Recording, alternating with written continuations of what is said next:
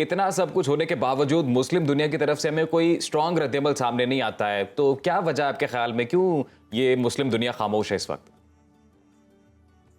देखिए, ये कहना दुरुस्त नहीं है कि मुस्लिम दुनिया और मुस्लिम रियासतें जो हैं उन्होंने कुछ भी नहीं किया।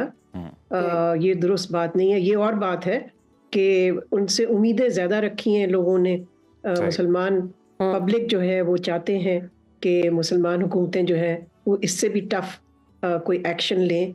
लेकिन आपको मालूम है कि हाल ही में यूएन सिक्योरिटी काउंसिल ने एक करारदाद मंजूर की थी। वो मुस्लिम ममालिक और अरब ममालिक की कोशिशों से ही हुई थी, सही। जिसमें ये कहा गया था कि रमज़ान के दौरान जंगबंदी होनी चाहिए और सीज़ फायर होना चाहिए। और ये करारदाद रेजोल्यूशन जो है वो अडॉप्ट हो गई। 14 ममालिक जो हैं उन्होंने वोट किया, सिर्फ अमेरिका ने इस पे एब्सटेन किया मगर मुखालफत नहीं की। लेकिन अफसोसनाक बात यह है कि इसके बावजूद इज़राइल ने इस करारदाद की पाबंदी नहीं की, इस पे अमल नहीं किया।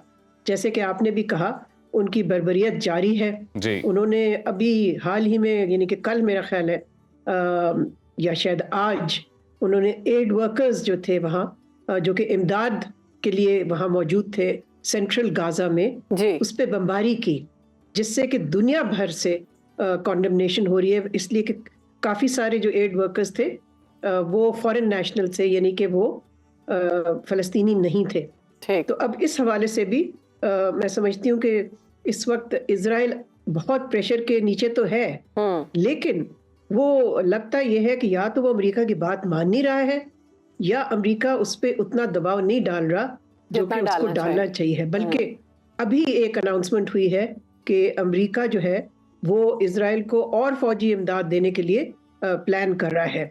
तो इससे तो फिर जाहिर है यही लगता है कि अमेरिका रोकने के लिए तैयार नहीं है इज़राइल को।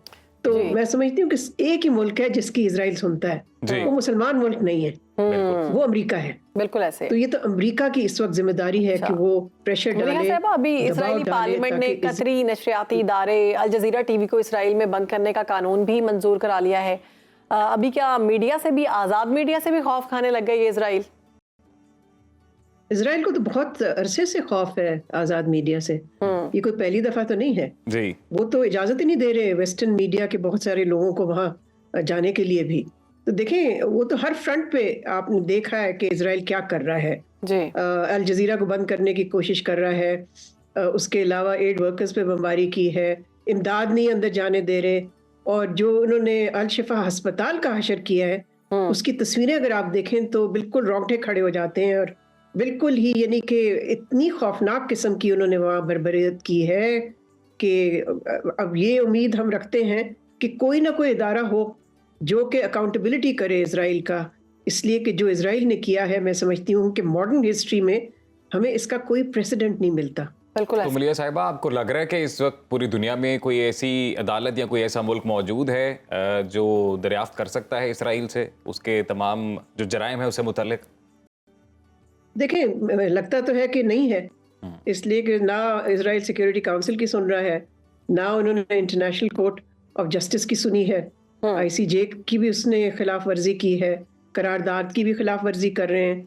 मगर जैसे मैंने पहले कहा, एक ही मुल्क है जिसकी वो इजराइल सुनने को तैयार है, और वो है अमेरिका।